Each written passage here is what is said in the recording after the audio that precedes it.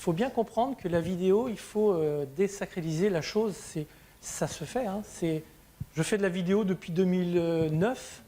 J'avais même une photo où j'utilisais une caméra flip. Alors ça date. Hein, et je la tenais au bout d'une perche télescopique. Un peu comme on voit les selfies actuellement. Et la photo que je voulais mettre, eh bien, on me voit comme si c'était un selfie. Sauf que ça date de 2009. Et il n'y a aucune honte et de se montrer. Pour l'entreprise, c'est vraiment un plus si vous réfléchissez à comment l'utiliser dans votre entreprise. Je te laisse la... Donc, qu'est-ce qu'il y a d'autres questions éventuellement? On est presque fini. Il est en train d'exporter. Ça y est? Le temps de générer le film. Question, oui. On peut parler là-dessus que sur la gestion d'une chaîne, on a créé une chaîne YouTube pour notre société et pour la société, la gestion de la chaîne n'est pas facile. Oui. Mais quand elle met avoir des archivages, il y a toute une gestion de la chaîne, c'est un vrai savoir-faire. Il faut surtout se poser la question, quel est l'objectif de cette chaîne? En fait, on a des produits de lice et on les montre. On a une centaine de vidéos, on a 1 million de vues par an. Voilà. Qu'est-ce que vous voulez faire avec ça? Est-ce que simplement montrer ou est-ce que vous avez d'autres objectifs? Il y a un double objectif. Il y a un double échelle.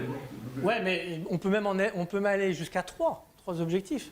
Avoir plus de visibilité. Qui dit plus de visibilité dit effectivement de ramener, mais ça peut être aussi de donner de l'information complémentaire. C'est-à-dire que vous pouvez très bien avoir des images, je sais que c'est Société BIC, hein, donc c'est la glisse, donc vous pouvez avoir des images, mais vous pouvez aussi demander aux personnes de passer à l'action. Vous pouvez les inviter, comment vous avez un salon, eh bien vous pouvez très bien les inviter au salon. Ce sont des appels à l'action, vous pouvez utiliser ces vidéos pour ça. Il n'y a pas besoin de refaire la vidéo. Dans YouTube actuellement, il y a deux moyens d'acquérir des nouvelles personnes. C'est les annotations, hein, des petites choses que l'on va faire apparaître. Alors en grand, en petit, après ça va être attesté. Mais il y a aussi ce qu'on appelle les fiches, le petit i d'information. En France, on n'a pas encore trop l'habitude de cliquer dessus. Moi, je vous invite, quand vous arrivez sur des vidéos où vous voyez ce i apparaître, de cliquer dessus pour voir qu'est-ce qui vous est proposé. Parce que parfois, il y a des informations. Je suis allé à Paris récemment. Eh bien, j'ai eu une invitation gratuite par le biais d'une vidéo où, effectivement, il suffit que je m'inscrive pour avoir cette entrée gratuite. Il y a réellement des potentiels, il faut réellement se poser la question, quels sont les objectifs? Mais là-dessus, si vous voulez, je peux vous donner un coup de main pour vraiment vous aider à pointer les choses que vous pourriez faire. Mais effectivement, c'est intéressant. En plus, avec le volume, les vues que vous avez, vous pouvez réellement développer la chose de façon très, très performante. Est-ce qu'elles sont liées entre elles déjà? Est-ce qu'à la fin, vous envoyez vers les autres? Pour l'instant, elles sont liées par activité, quoi. D'accord, dans des thématiques, quoi. Produits, on a des vidéos qui sont plus de la marque, plus de nos ambassadeurs. D'accord.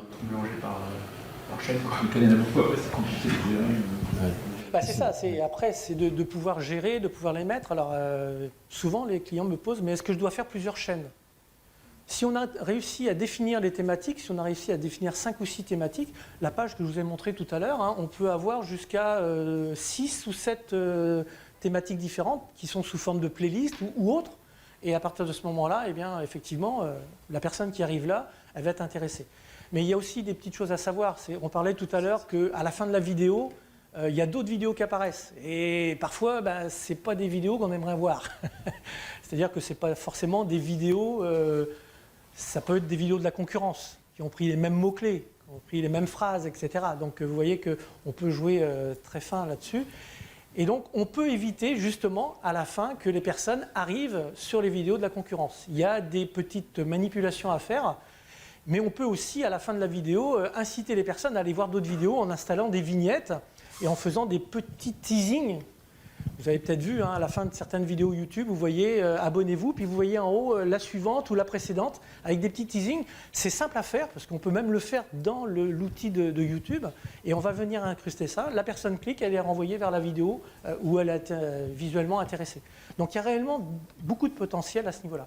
Alors je parle de YouTube, mais Dailymotion le fait aussi, Vimeo le propose aussi et on peut l'intégrer dans notre propre vidéo au montage, où on va mettre effectivement, on va intégrer une vidéo et après la personne n'aura plus qu'à cliquer dessus. Donc là tout ça c'est faisable, c'est pas que YouTube, hein. Attention, je ne suis pas là pour vendre YouTube du tout. On peut le faire avec tous les supports maintenant. Et ça va s'accélérer aussi. Hein, donc, à ce niveau-là. Plus il y a de vidéos dans la chaîne, plus on a de chances de cliquer dessus. Parce qu'en fait, au final, il faut quand même avoir une certaine visibilité. Oui et non. Si la personne arrive sur une vidéo qui est moyenne, elle ne va pas être intéressée pour voir le reste. Par contre, effectivement, si elle arrive sur une vidéo où il y a plein de vues puis qu'elle est vraiment chouette, elle va avoir envie d'aller plus loin. Et c'est là que rentrent en jeu les miniatures. Les miniatures et le titre. C'est réellement... on peut doubler son nombre de vues rien qu'avec les miniatures. Elles vont apparaître sur le côté, elles vont apparaître sur Google quand on fait des recherches. Et la personne, je vous ai montré la chaîne de Jean-Baptiste, lui, depuis qu'il a changé, donc il a 45 vidéos. C'est pas beaucoup, 45 vidéos. Et il faisait en moyenne 5000 vues avec les 22 premières vidéos. Il a changé son fusil d'épaule, il a certainement fait appel à des personnes très compétentes dans le domaine.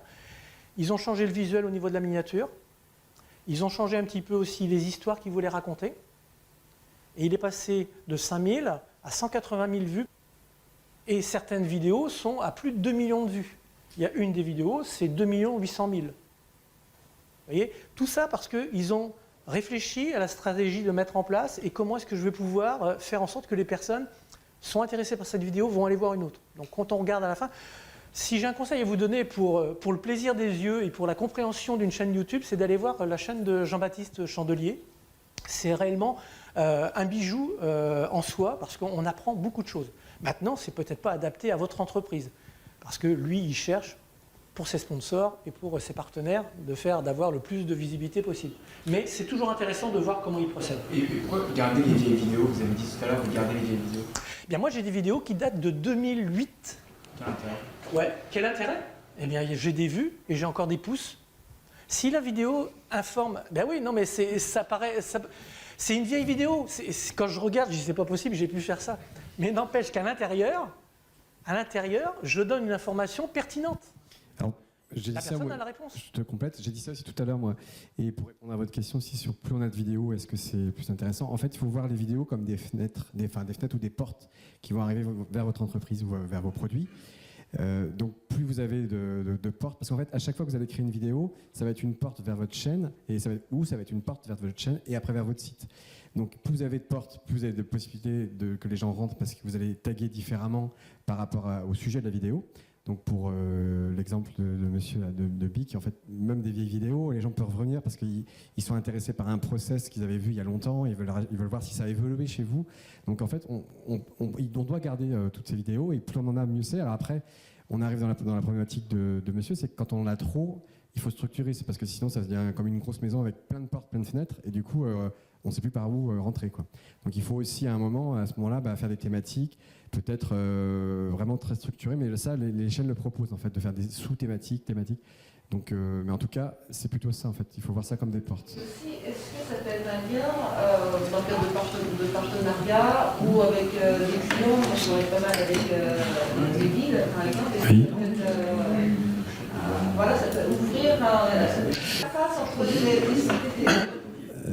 Ils peuvent mettre votre vidéo, ça ne fera pas venir les gens chez vous, ça vous fera une vue, mais ça ne fera pas venir les gens chez vous, sauf si vous demandez en échange qu'ils mettent votre vidéo, qu'en dessous de la vidéo, il y ait votre nom, le lien de votre site, et peut-être un logo avec un lien sur votre site qui permettra à la personne qui est intéressée de cliquer et de revenir chez vous. Mais si c'est juste mettre la vidéo chez eux, ça vous fera des vues, mais ça ne vous fera pas une porte. Au niveau de YouTube, ils ont des objectifs qu'ils ont définis, et la collaboration est un des premiers objectifs qu'ils visent. C'est-à-dire que deux personnes, deux entreprises travaillent ensemble et ils vont parler de la même chose, ils vont faire une interview, ils vont parler, et ils vont mettre cette vidéo sur deux endroits différents, sur deux chaînes différentes, alors que Google ne supporte pas le duplicate content. Par contre, en vidéo, quand c'est justement un partenariat, une collaboration, eh bien ça, ils l'acceptent. Et même, ils essayent à ce que ça se développe de plus en plus. Donc effectivement, vous pouvez très bien, avec un partenaire, faire une interview et mettre cette vidéo sur chaque chaîne. Et ainsi, il va y avoir des allers-retours, effectivement. Il y a les personnes qui ne vous connaissaient pas vont vous connaître, et ainsi de suite. Et ça, YouTube cherchent vraiment à développer cette activité. Parce qu'ils se sont aperçus qu'aux États-Unis, ça a très très bien fonctionné et ça fonctionne très bien. Il y a de plus en plus de personnes qui commencent à avoir un peu de notoriété, qui demandent à des vedettes, est-ce que vous pouvez venir intervenir? Tout cela, alors la vedette dit oui, parfois demande à être payée, mais dit oui, mais à la condition, c'est que moi je puisse aussi utiliser cette vidéo. Là ce soir, on est 4, on est 3 entreprises différentes, on va utiliser tous les 3 le même outil, cette conférence qu'on a fait. Après, eh bien, on va mettre sur la chaîne. voilà, il va la mettre sur la sienne, je vais la mettre sur la mienne, il va la mettre sur la sienne, et puis ainsi de suite. Et puis il va y avoir des allers-retours. Et des personnes qui connaissent Jean-Marie, qui ne me connaissent pas, vont me découvrir, et puis le contraire. Moi, je travaille principalement sur Internet, il travaille principalement, eh bien, justement, dans la région de Vannes et autres. On n'a pas le même métier, même si on fait de la vidéo, mais n'empêche que je peux peut-être intéresser quelqu'un, et moi, je connais des personnes qui sont intéressées par ce que fait Jean-Marie ou Erwan. Donc, tout ça, ça va amener la collaboration, le partage et les échanges. Et ça, c'est vraiment ce que YouTube, dans les objectifs, quand ils définissent les objectifs, la visibilité n'est pas en premier, du tout. C'est collaboration, partage. Mais qui donne de la visibilité. Bien sûr, après ça donne de la visibilité. C'est à partir du moment où on cherche ces objectifs-là, automatiquement ça va amener de la visibilité supplémentaire, ça c'est clair. Tout le monde, super. On n'a pas abordé la question de la musique. La musique, c'est assez épineux la musique. Alors la musique, on peut en parler Par exemple, là, vous avez C'est ça. utilisé une musique générée automatiquement. Alors, la musique libre de droit sur Internet. il y a plusieurs. Ouais. Merci. En fait, ça dépend après de quelle audience on vise après. Mais si c'est une vidéo qui est amenée à être vue par beaucoup de personnes sur Internet, il faut voilà, soit payer des droits, soit prendre de la musique libre de droit directement. Il y en a beaucoup. Hein. Donc voilà. Et là, c'est uniquement de la musique libre de droit. Voilà. Donc oui, il y a plusieurs. Alors bon, c'est vrai que le droit, c'est comme le droit à l'image, c'est très complexe. Mais globalement, la création musicale, en fait, nous on fait appel pas mal à la création musicale, donc on prend des musiciens de Rennes, d'ici, qu'on va payer un cachet, et du coup ils vont réaliser une musique. Alors, souvent c'est quand même des contraintes parce qu'ils peuvent être longs à réagir entre les moments où on reçoit la musique, on demande la modification. Donc c'est vrai qu'il y a des banques de musique. Donc alors il faut bien vérifier quand même quand vous allez sur les banques, parce que par défaut, par exemple sur YouTube, vous pouvez quand vous créez une chaîne YouTube et que vous créez une vidéo, vous avez des musiques qui sont à disposition. Alors ils ont 3 catalogues, je crois, c'est pas très très clair. En plus, on est sous la législation américaine, donc il faut faire très attention. Donc ils disent qu'on peut prendre des musiques libres de droit. Ils disent qu'on peut prendre des musiques qui sont commerciales, mais dont les auteurs ont donné l'autorisation pour les mettre sur des vidéos que vous allez mettre sur YouTube. Donc il faut bien lire en fait les différences. Et donc ça se peut que si par exemple vous prenez une musique commerciale, mais qui était quand même dans le catalogue YouTube, vous allez mettre ça sur votre vidéo. YouTube va vous envoyer un message en vous disant votre vidéo, attention, elle a été repérée donc, par notre système. Donc vous ne pourrez pas monétiser votre vidéo. Donc vous ne pouvez pas gagner de l'argent dessus, vous n'aurez pas de publicité. Par contre, nous, on va mettre de la publicité et l'argent, on va le reverser à l'auteur. Donc là, ça devient un peu pervers parce que ça veut dire que vous pouvez vous retrouver, comme on dit tout à l'heure, vous lancez par exemple une vidéo sur de l'imprimerie et vous vous retrouvez avec un banner pour l'imprimeur concurrent. Donc là, il faut faire attention. Donc après, les banques de musique, donc il y a des banques de musique européennes. Donc là, on est déjà de plus dans du droit qui va ressembler au droit français, où on peut acheter une musique libre de droit pour 90 €, 110 € à peu près, pour une chose d'1 à 2 minutes. Mais il y a des musiques à 20, 25 € qui sont de très bonne qualité, mais il y en a très peu. Donc il faut écouter beaucoup de musique mauvaise pour en trouver des bonnes, quoi. Voilà. Une composition spécifique, ça fait monter plus le nombre de vues par rapport à une musique libre de droit. Par rapport à la musique libre de droit, oui. En fait, le problème des musiques libres de droit, c'est que avant que ces catalogues existent, il y avait 2 ou 3 sociétés qui existaient. Et en fait, si on écoute bien, on retrouve toujours les mêmes musiques. Donc au bout d'un moment, c'est lassant. Donc il y a des clips, on va entendre le début, on va dire ah non c'est bon, on l'a entendu 100 fois, 200 fois. Donc surtout dans les reportages télé, ils utilisent souvent les mêmes rythmiques pour pas repayer les droits. Une composition originale, je dirais, en tout cas, ça interpelle parce que c'est nouveau, c'est sûr, inconsciemment dans le cerveau. Après, il y a l'effet inverse, c'est-à-dire que si vous arrivez à avoir les droits d'une musique qui est super connue et qui passe tout le temps à la radio, ça fait aussi une force. C'est pour ça que les sociétés comme Carrefour utilisent ces petits jingles ou des petits bouts de jingles pour faire des pubs radio parce que la musique, on l'a déjà dans la tête, on l'entend toute la journée, donc c'est aussi du marketing. Pour les gens qui aiment bien composer, il y a aussi des sites où on peut déposer ces musiques et là justement elles vont être mutualisées, elles vont être vendues entre 20 et 200 euros. Et la personne touchera un pourcentage et du coup là il peut gagner aussi peut-être plus en faisant des petites musiques qui vont servir tout autour du monde, quoi. C'est une autre façon aussi de voir les choses. Est-ce qu'il y a d'autres questions? J'ai une question sur le référencement. Oui. Vous avez mentionné pour les grosses entreprises plutôt utiliser d'autres plateformes, mais comment ça se passe pour le référencement? C'est la même chose. On a maintenant, sur toutes les plateformes, on a la possibilité de mettre ce qu'on appelle la transcription. C'est-à-dire qu'on va favoriser la lecture en même temps. C'est-à-dire pour les personnes qui ont des problèmes d'audition, ils vont pouvoir lire. Et que ce soit YouTube, j'ai vu aussi maintenant sur Facebook, c'est installé. Dailymotion, là. Vimeo aussi. Donc il y a ces possibilités-là. Moi, j'utilise un logiciel qui s'appelle Camtasia. Donc quand je m'enregistre, il enregistre mes paroles. Alors c'est un triple avantage parce que je vais faire une vidéo de capture d'écran, par exemple, pour un logiciel. Je vais enregistrer le visuel, je vais enregistrer l'audio et en plus, il va enregistrer mon écrit. Ce qui fait que quand je finis l'enregistrement, j'ai 3 supports différents en une seule prise, ce qui est quand même assez intéressant. Et après, eh bien, il suffit sur la page où je vais le mettre, plutôt que de le mettre en cachet, eh bien, je vais mettre le texte de la transcription en dessous de la vidéo. Et beaucoup de gens aiment avoir justement la vidéo et de pouvoir lire dessous rapidement. Il y a un site qui fait ça très bien, c'est L'équipe. L'équipe, il y a toujours des vidéos et il y a la transcription ou au moins le gros résumé de ce qui est dit dans la vidéo. Eh bien, ils ont beaucoup de vues parce que, au niveau du référencement, il y a l'écrit, il y a l'audio et il y a la vidéo. Donc, tout est réuni pour multiplier encore et encore le référencement. Je peux vous donner une petite astuce pour le référencement sur les vidéos, qu'on utilise peu.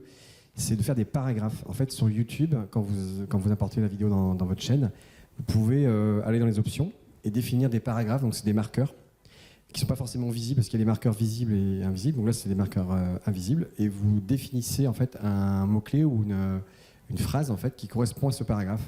Donc c'est censé normalement structurer la vidéo. Et en fait, Google est très friand de ces mots-clés. Donc si vous arrivez à bien définir les parties de votre vidéo en 3 ou 4 parties, ces mots-clés-là vont ressortir dans le référencement. Oui, vous vouliez dire que YouTube, il transcrive ce que vous avez... Oui, et pas en français. Ouais, avec des fautes. Avec des fautes, mais il faut, on peut corriger, quoi. C'est-à-dire que c'est à 70-80%, 90%, c'est à peu près correct. On récupère en plus la timeline, c'est-à-dire à chaque temps, voilà, on sait où c'est. Et c'est réellement très intéressant parce que... Le problème qu'on a avec tous ces outils-là, c'est que ça va tellement vite qu'entre une fois où vous êtes allé et vous y retournez 3 mois après, l'outil a complètement changé. On ne sait même pas d'ailleurs ce qu'il y a. Là, j'ai appris plein de trucs sur les vulnérabilités de la chaîne. Même nous, on a du mal à suivre. Il y a des sites spécialisés, mais... Il faut être plongé dedans en permanence. D'ailleurs, c'est même sur tous les outils de messagerie. Oui, ça va, ils changent tout. Les 2 dernières années, YouTube, ils ont beaucoup changé parce qu'ils ont suivi justement les meilleurs YouTubeurs et ils ont fait beaucoup de tests. Là, depuis maintenant 3-4 mois, ça s'est stabilisé, c'est-à-dire que même au niveau du... Parce que des fois, on faisait des paramétrages, et quand ils faisaient une mise à jour, les paramétrages, il fallait tous les refaire. Moi, je m'apercevais parfois que à la fin de la vidéo, il y avait les petits visuels des autres qui apparaissaient, alors que je l'avais paramétré. Donc à chaque fois qu'ils faisaient une mise à jour, maintenant, ils ont stabilisé la chose depuis à peu près 4-5 mois. C'est beaucoup plus stable et ils vont rester sur cette... parce que c'est comme ça qu'ont fonctionné ceux qui ont vraiment performé, les youtubeurs américains et autres. Donc ils se sont basés là-dessus, ils ont regardé comment ça fonctionnait.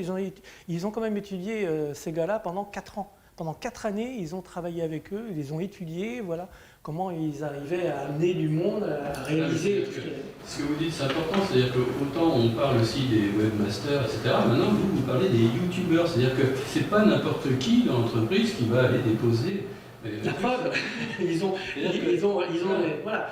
C'est devenu un métier. C'est devenu un métier. Il faut le taguer, il faut transcrire, il faut regarder peut-être dans plusieurs langues. Mais ça va évoluer, encore très vite. On n'a pas parlé de ça ce soir, on aurait pu en parler, mais là, il vient de sortir une caméra qui est géniale. C'est la caméra 360. Oui, on y a pas mal. Oui, mais il y en a peu. Mais moi, j'imagine tout de suite comment les possibilités. Vous imaginez, vous êtes une agence immobilière. Vous mettez la caméra au milieu, vous filmez, et les personnes y viennent, ils vont pouvoir, avec leur doigt ou la souris, se déplacer à 360 pour voir l'appartement, ou au moins la pièce dans laquelle ils sont. Et ça, on peut le faire au niveau sous-marin, on peut le faire à tout niveau. Et ça va encore accélérer les choses, parce que effectivement, là, c'est vraiment un outil qui va être très très utile. Et en plus, quand on voit le prix d'une caméra pour faire ça, c'est 400 €. C'est pas, on est loin de. Alors à 400 €, on ne peut pas les mettre dans l'eau. Hein. Je déconseille. Mais voilà, c'est réellement une entreprise qui veut montrer sa chaîne de fabrication, parce que c'est au même endroit et que c'est ouvert. Il va mettre la caméra au milieu, il va filmer. Après, la personne qui veut voir, eh bien, elle va pouvoir suivre tout le processus ou aller voir simplement un endroit. Il va pouvoir zoomer, aller voir comment ça se fait exactement. Il n'y a plus besoin d'une équipe pour filmer. Tout va se faire en mettant une caméra au milieu. Et bientôt, ça sera en live en plus. Hein. Ça sera en direct quand il y aura des connexions Internet. Il n'y a pas toujours de connexion Internet. Hein, voilà, Autre question? Non? On va réussir à supporter ce stockage d'informations parce que C'est une bonne question. on avait beaucoup, on faisait du texte, ça n'avait pas beaucoup de place, mais là, de la vidéo, maintenant, ça prend du volume. Ça prend du volume, tout à fait. C'est une bonne question. Déjà, Après, quand on crée nos propres vidéos, ben on a le rush, hein, ce qu'on avait. Après, on a importé, on a donc un projet. Et puis le projet, c'est une vidéo finale. Si on ne fait pas de nettoyage, l'ordinateur, il ne dure pas longtemps, hein, que ce soit un PC ou un Mac. Voilà. Donc on est obligé de centraliser ça et de mettre ça. Moi, je dois avoir à l'heure actuelle 5-6 disques durs externes. Je fais une formation par mois. C'est une vraie réflexion parce qu'en fait, effectivement, de notre côté, donc, on a le stockage chez nous. Quand on arrive, bon là, par exemple, quand on tourne des images en 4K, on a des cartes qui supportent ça déjà. C'est-à-dire qu'il faut acheter des cartes très puissantes, très rapides, donc la carte SD normale ne supporte pas.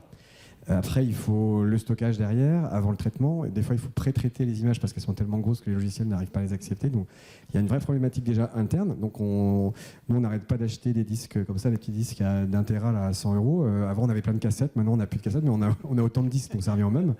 Et ça coûte presque plus cher que les cassettes. Et au niveau global, en fait, il y a un vrai problème. Et il y a un problème de réflexion aussi écologique, parce qu'en fait, toutes ces données qui transitent, en fait, ça demande beaucoup d'énergie sur les serveurs.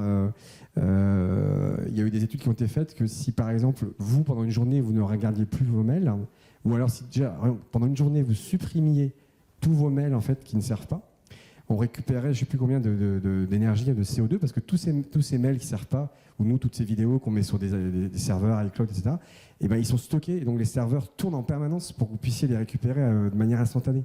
Donc tout ça, c'est de l'énergie qui est produite, donc bien sûr de l'électricité, de l'évaporation de CO2, etc. Donc il y a vraiment une vraie question à se poser là-dessus, et en plus ça va, plus ça monte, et ça devient presque, on va dire presque délirant, c'est-à-dire que quand on voit qu'avec un iPhone on peut faire de la 4K, c'est pas nécessaire. Aujourd'hui, la 4K, si vraiment on veut filmer la 4K, si on veut la projeter dans son entièreté, ça va faire un écran grand comme un mur de concert des Pink Floyd. Vous voyez ce que je veux dire? Donc quelqu'un qui filme en 4K à ses amis en selfie, il n'y a aucun intérêt. Si déjà il était en HD, ce serait bien suffisant, surtout qu'il va le remontrer sur un iPhone. Encore s'il le montrait, et même sur un ordinateur en HD, c'est bien suffisant. Donc on est dans des formats qui sont presque surdimensionnés, quoi. Et c'est un peu la course commerciale, ça. Donc, sinon, un autre conseil pour la qualité de vos vidéos, si vous êtes sur un secteur qui est, on va dire, haut de gamme ou de luxe, il ne faut pas hésiter à forcer. Donc, quand vous écrivez votre code, quand vous mettez votre vidéo dans votre site internet, vous allez recopier un code qui a un code embed, qu'on appelle un embed, donc d'intégration. Donc, vous allez sur votre chaîne, vous allez faire voir plus d'informations, et puis vous allez copier ce code, le mettre sur votre site internet. Il ne faut pas hésiter à cocher les options que vous voulez, une vidéo en 720, en 1080, parce que justement, si vous ne cochez pas cette option, donc par défaut, elle va apparaître normalement en 720 actuellement, rarement en HD, et justement, Google va, en fonction des flux, déjà, elle va repérer si vous êtes sur un mobile, elle va repérer votre connexion, elle va repérer aussi son besoin et ses capacités. Si elle voit qu'il y a trop de monde à ce moment-là, elle va vous réduire votre vidéo. Donc, si vous vendez un produit de luxe et que votre vidéo est en 360p, elle va être toute pixelisée. Donc, si vous forcez le code, elle sera normalement à la meilleure qualité par défaut, et, sauf si c'est un mobile ou quelque chose, là il ne pourra pas. Mais c'est vrai que c'est bien de mettre ça donc en option, et ça permet d'avoir une vidéo souvent de haute qualité. Eh bien, merci. Merci bien.